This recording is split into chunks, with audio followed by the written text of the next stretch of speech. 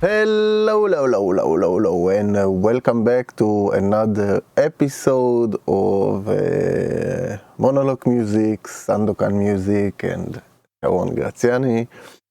In the last few times, we were working on some kind of explanation, tutorials about how to do stuff in projects, and this time I want to do something a little bit different.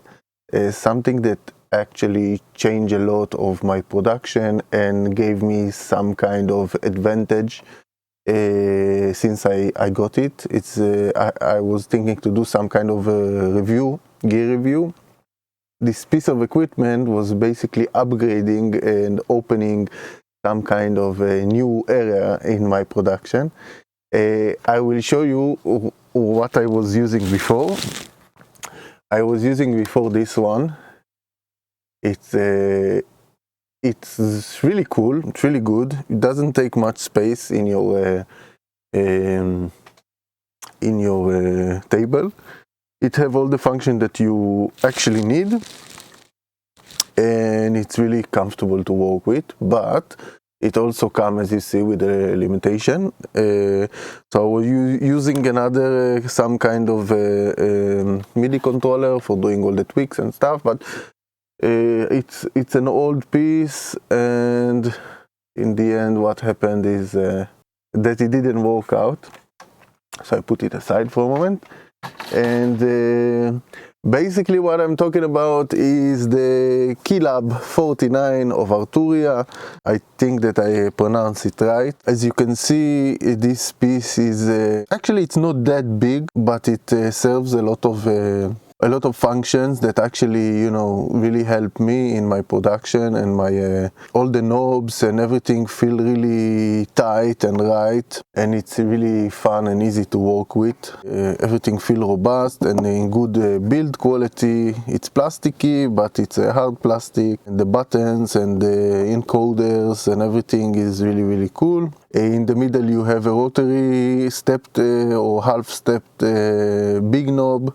You have a transpose area that helps you to control your DAW.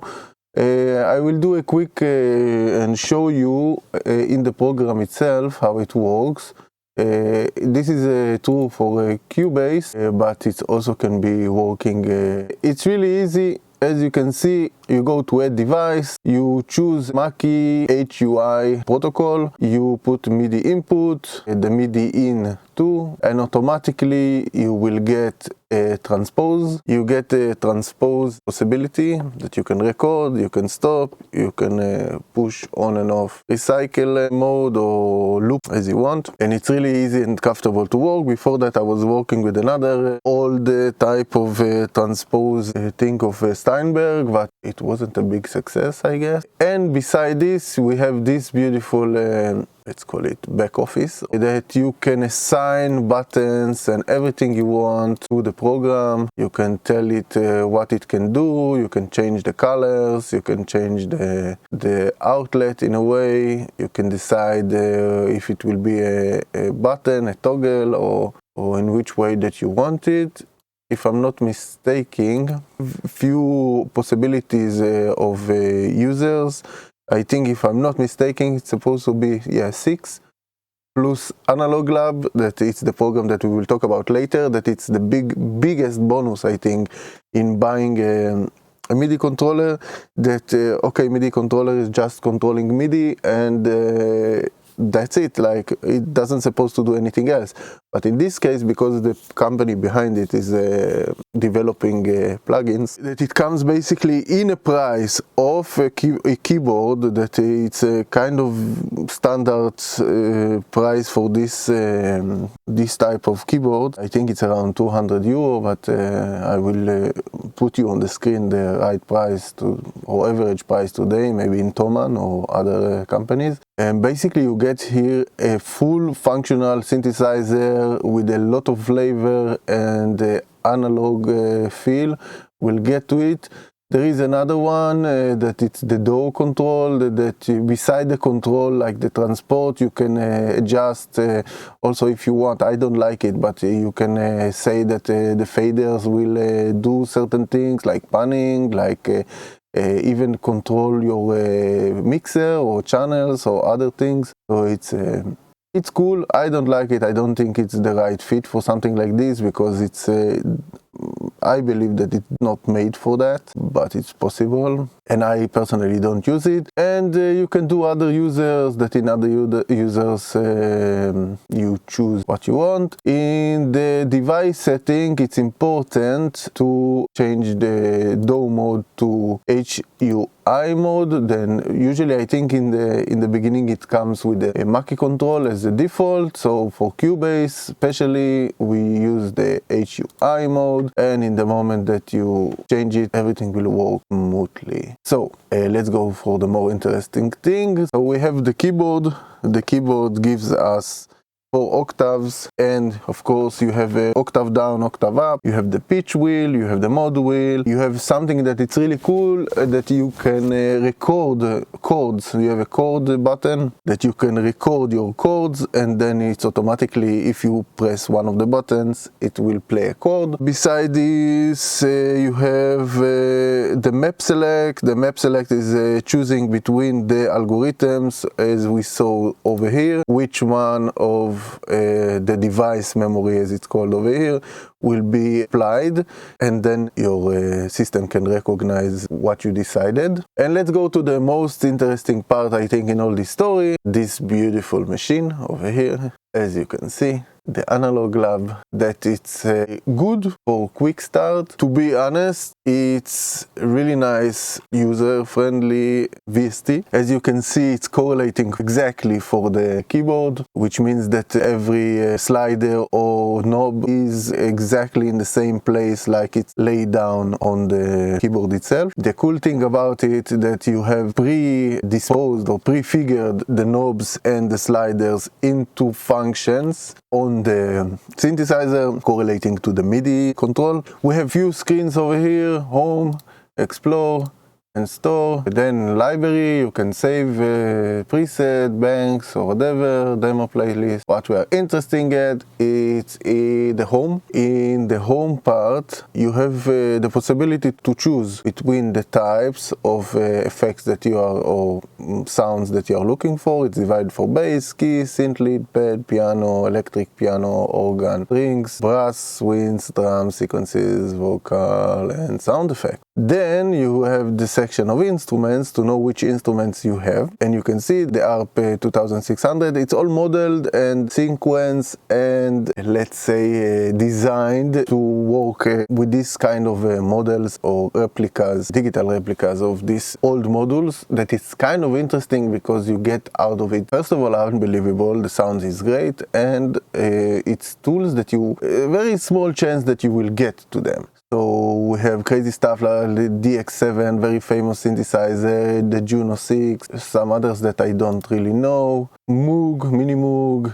Modular, that it's also crazy synth. Pigments, of course, very famous digital synthesizer, wavetable synthesizers from Arturia, pianos, and the OBXA, that now another company is basically making their own version. I wouldn't say which, but it's interesting. Prophet, of course, that it's an amazing synth. You have the Prophet, also another version. I guess that it's an older one. As you can see, also a vocoder. And that's it. And then over here you have sound banks, that it's actually a lot. It doesn't seem much, but it's a lot. But if you want, you can go to the store and of course buy more. And the catch of all this, that it's okay, I guess, because you get a lot for what you pay for. It's that this particular synth, it's impossible to change. Which means impossible to change is that what you see, it's what you get.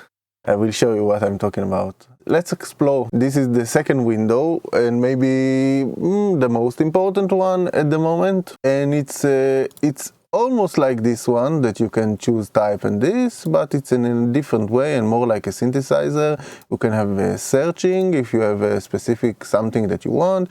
You can go by instrument, of course. You can go by type that you can choose. You see everything is coded and explained, and if you want something particular you can go directly to where it is. You can choose by styles, genres, characteristics. So yeah, there is a lot of sounds built in. And this is if you are interested, if you like or see that you are repeatedly going to specific syntheses or patches. So these are the tribute of the designers. So you can, there is Andrew Hung over here and some famous and well-known designers that tribute to this VST.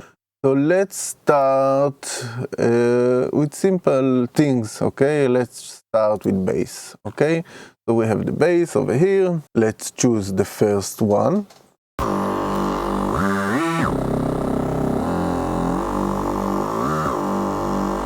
The cool stuff that you see that it's running on the screen, basically the fact that you have a rotary option, you can actually go to the next one without needing dealing with the program or with the mouse. So it brings you into something more intuitive and something more fun, like working really on a real synthesizer.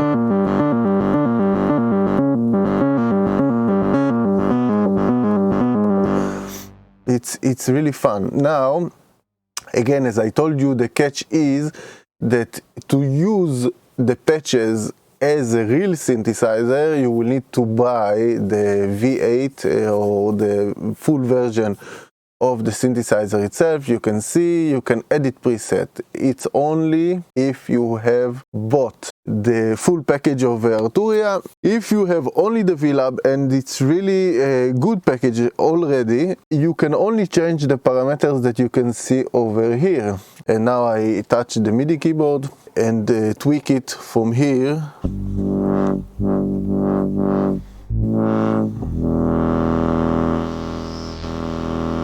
Basically, brightness is the cutoff, and timbre it's the resonance.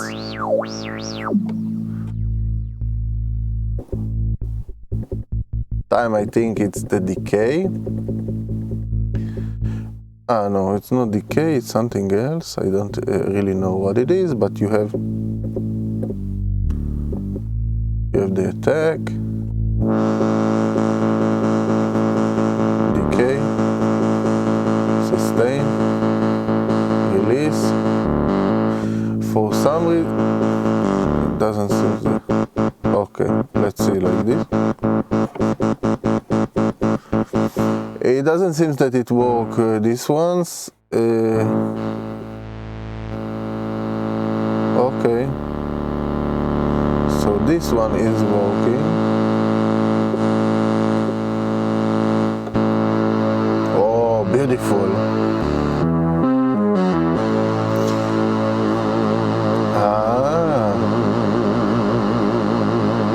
Beautiful.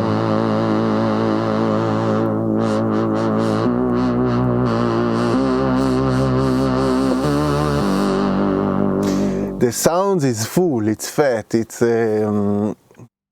really nice to hear.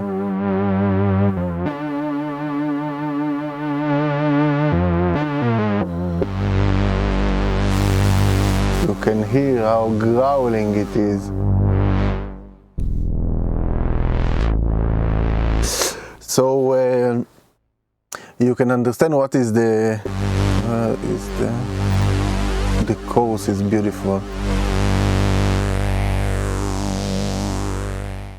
Okay, so let's say that we are in this beautiful.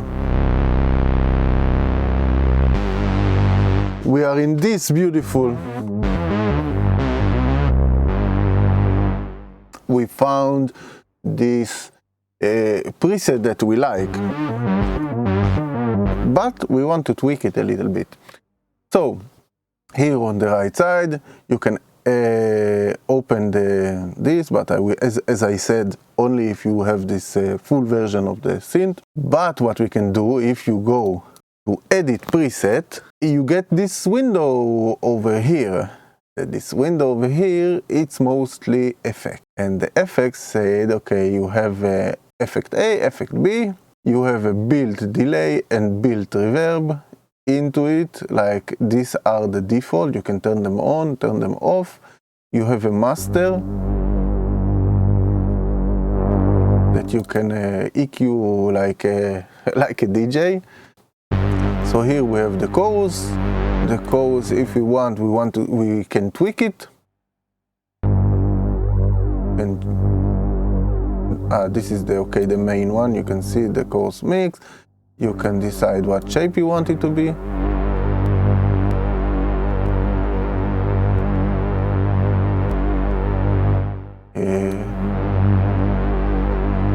Okay, and this is crazy. So you can hear it and decide what you want to tweak. Let's say distortion we like. Let's hear the distortion.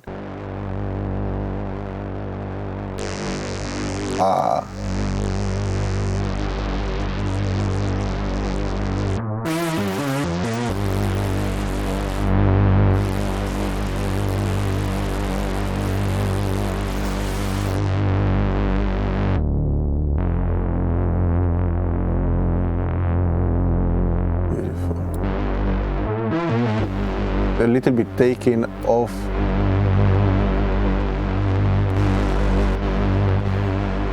beat crusher. Let's see what else here. Multi-filter.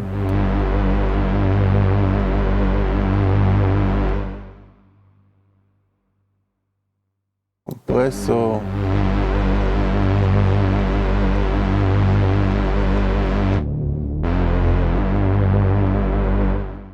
We have double chorus if you want, Ranger. So you can design it in this way, and in the way of putting together effects and to shape a little bit the sound or the normal sound. Another cool thing is that you can join to it some kind of another sound.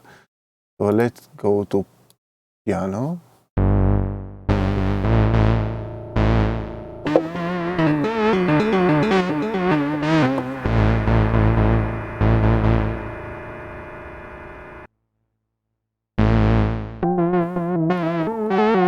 And you already created a new sound.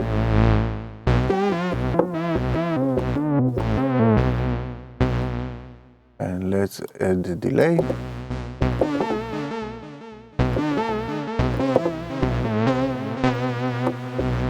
And let's say that we want it more in the background.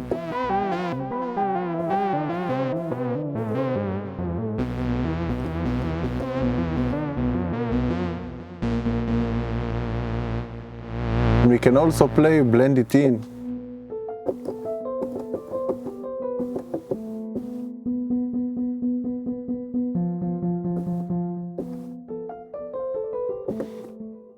So it's a few options that we have, as you can see over here. We have a few options to it. Okay, let's try something else. Let's try by instrument. For everybody that loving this Moog style.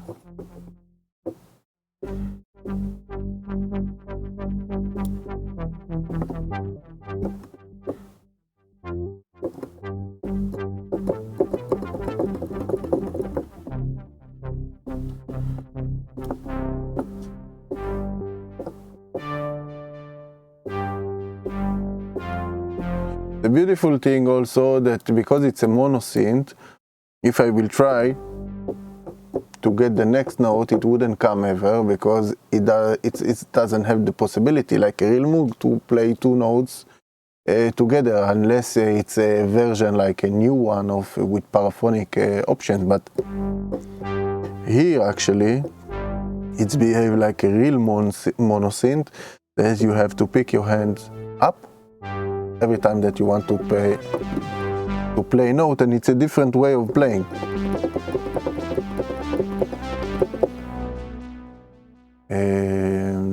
Let's go to the next one. Again, easy scrolling.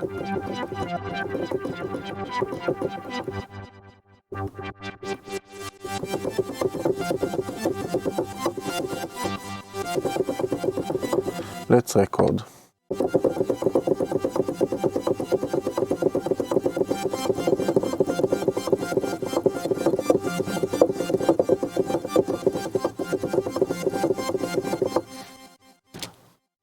So we have this small arpeggio that I was doing. Let's quantize it nicely.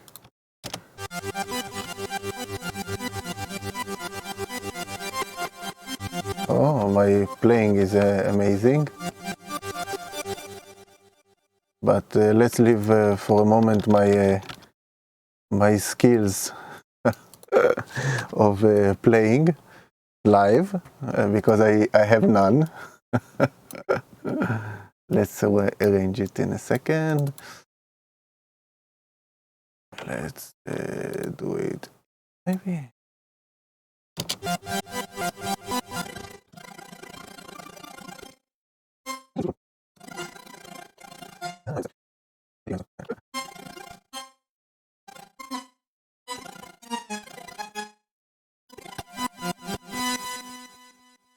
So we have some kind of arpeggio that you were doing. Let's listen to it.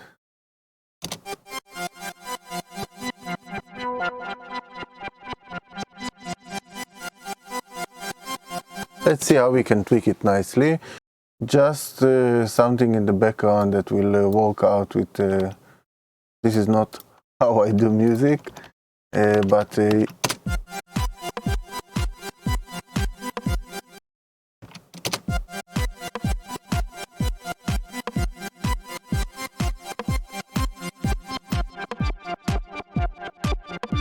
let's see what we can do with this.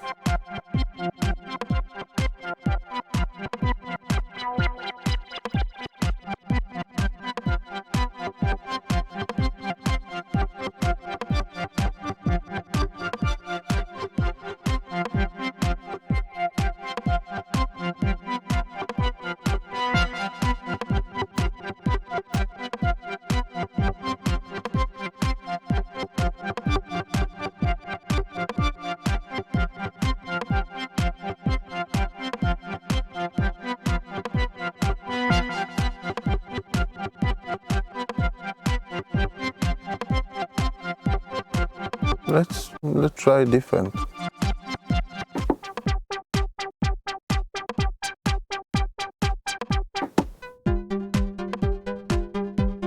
Also nice.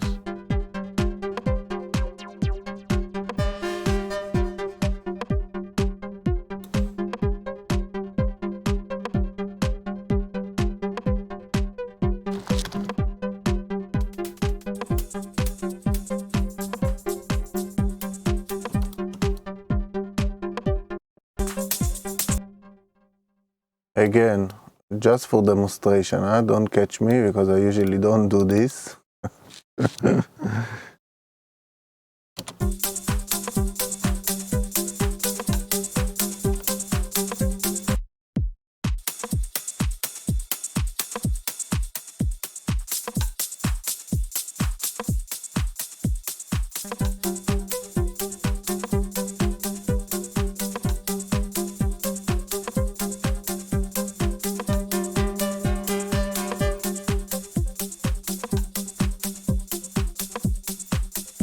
Okay, let's do a small break demonstration with what we have over here, no?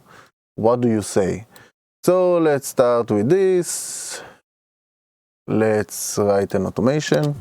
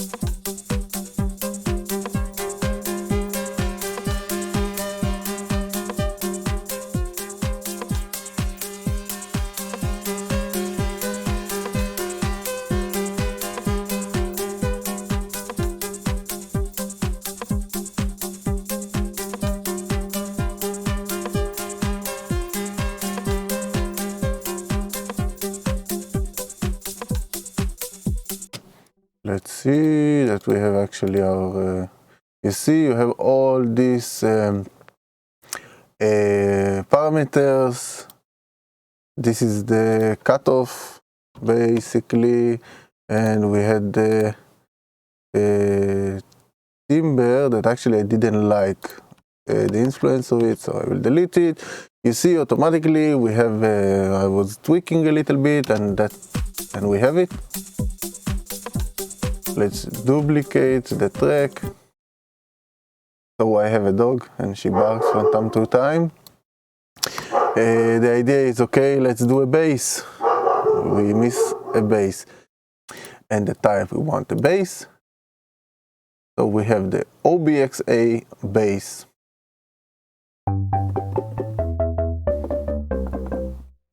Not to my liking. Next.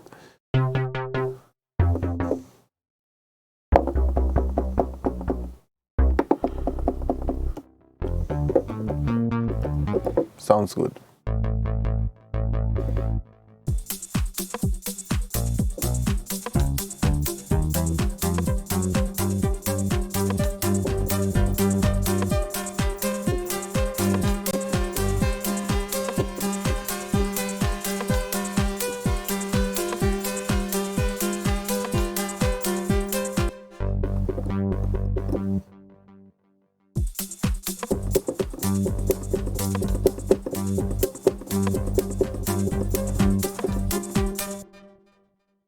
So let's see how it works.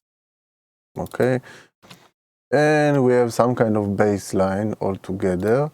It's a mini production course, but it's to show you actually what is possible and how it changed my production and my way of thinking. Like, I can drop ideas in seconds.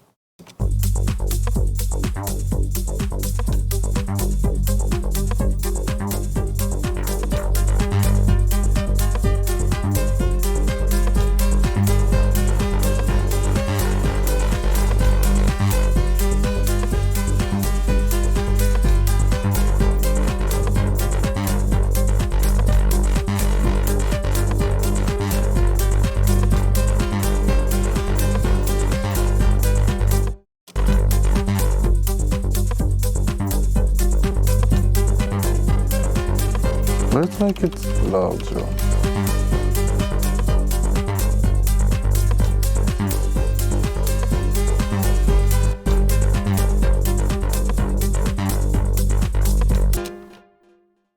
So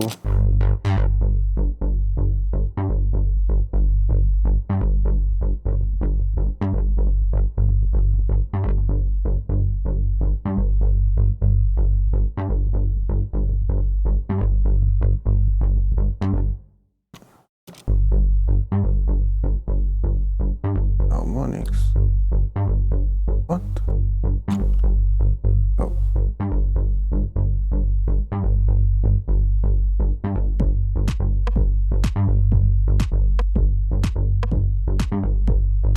We have a little bit of...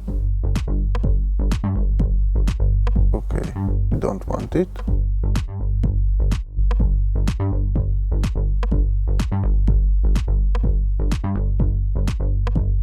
We managed to organize it.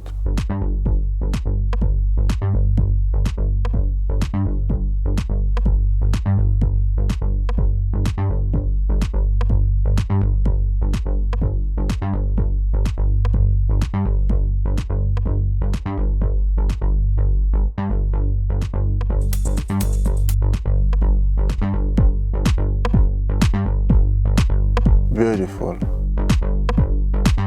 Let's edit for it. I know that there is other ways to do it, but I will do it like this. Actually, I don't do it from the volume. I prefer the volume to be clean as possible. Usually I don't touch the volume, like it's small tips that goes far. I don't touch the main volume of the channels. If I would want to do something like this, I will always add an insert, let's say some kind of plugin that have the possibility to take the volume up and down. Let's do this and okay, so EQ output here we go. So this is our 0, and I will do that basically as we do in any program or machine that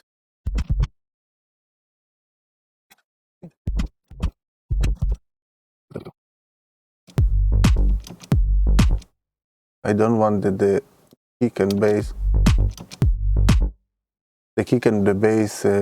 will collide. I do this automation.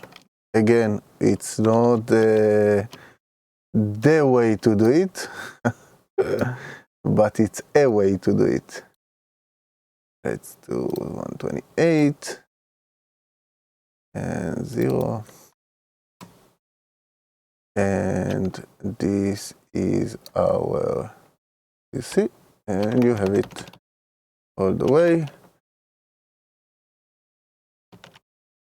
And this is my sidechain without using any other tool but Cubase.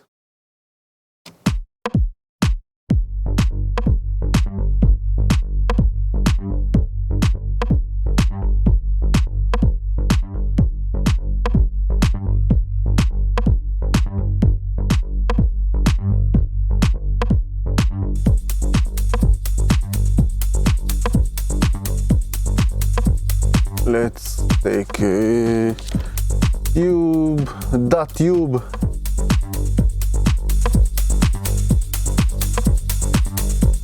and make it spicy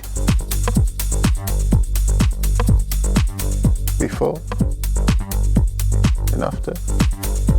Yeah, baby. Let's tweak it a little.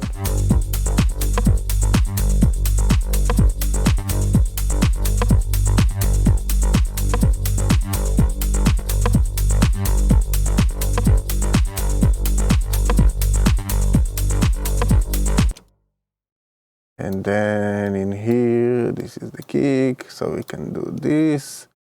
It's usually a sophisticated trick that I use to make transitions in this style of music is, hold on, this crazy thing over here.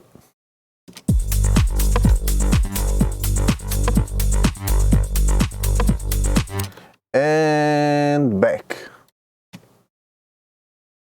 When I say back, I mean back to this. And then we start with this.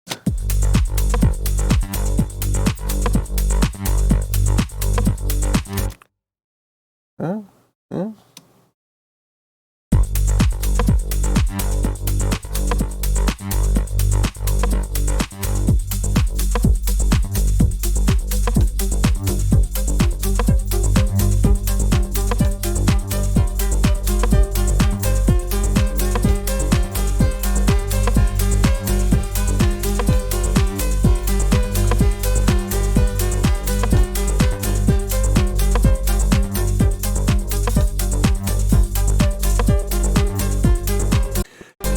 Let's go crazy.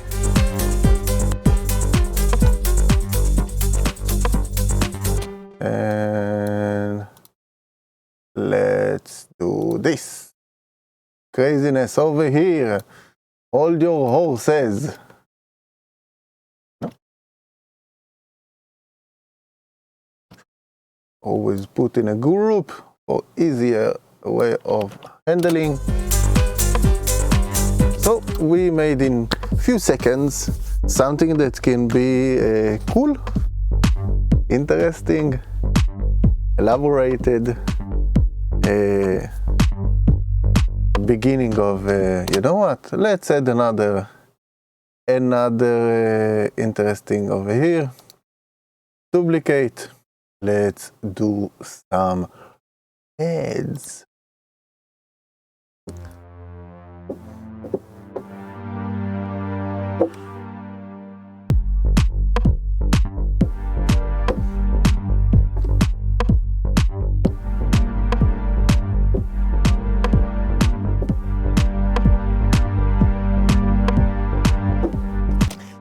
see, and I was making this. Hello, beautiful pad. And let's do this and that. And the cut and delete and take. And this one we don't need because I was mistaken with it.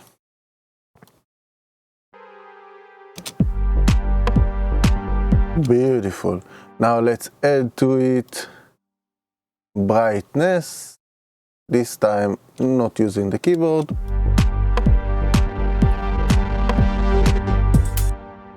Let's see what it was making. Ooh.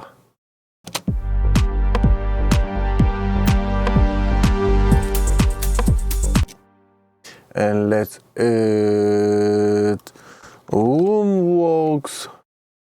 Beautiful room walks with a long.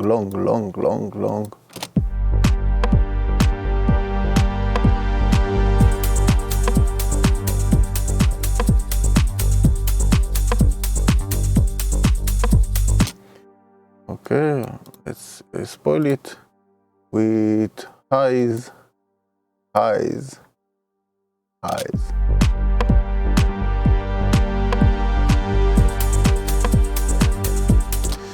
And render in place.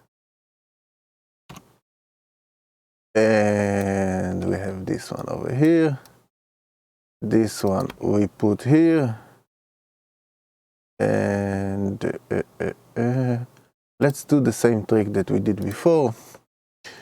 Frequency.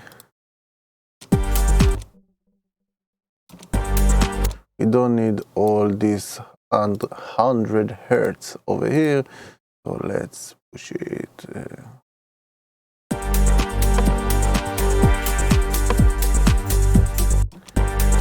And here what I want to do is to take the frequency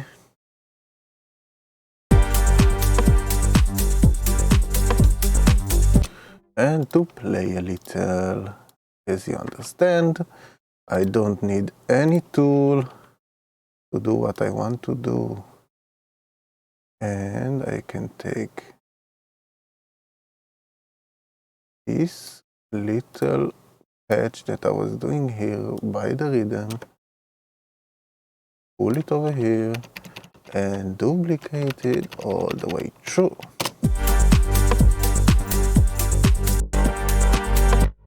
Maybe it's too much in volume. You see why I do that? Because if I do it directly to the volume, I cannot change it afterwards. So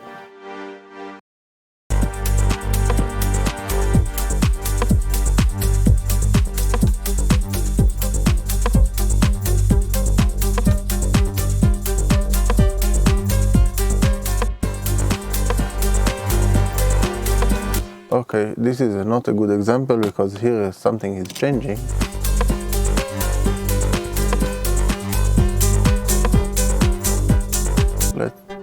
Let's try another one.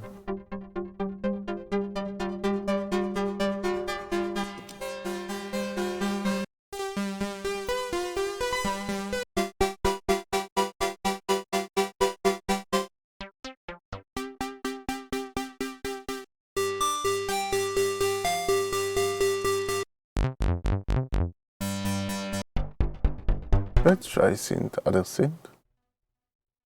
Let's try something like DX7, that is beautiful.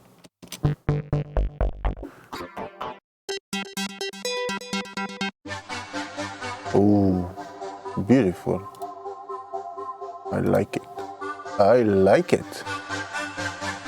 We don't want harmonics. And definitely we don't want this one. For some reason he record.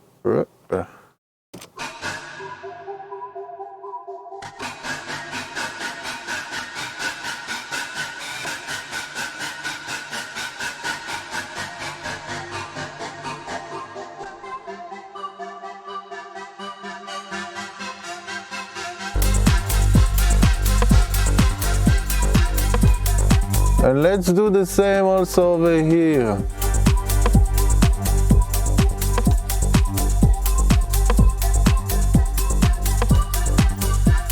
And you have a start. Okay, it's not perfect, it's not. There is much more work to do here. It's, you know, let's do it as fast as possible. I don't work, I guess that I work fast usually, but in this time, you know, doesn't matter. The idea is that you can work only with this synth, and working only with this synth, you can already have a creation.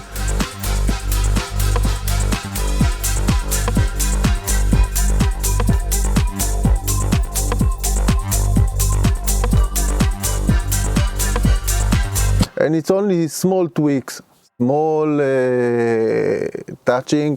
You don't even have the full control on the synth, but still you have a basic sound that it sounds wonderful, that really good engineers were designing into it.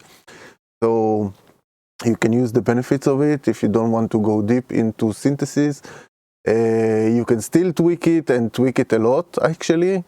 The important stuff like you know, cutoff, like timbre or whatever it is. So that's it for today, and thank you again for joining me and supporting our channel. Thank you very much for all the newcomers and the new people that subscribed and joined. This is your opportunity also to subscribe to the channel down below, don't forget.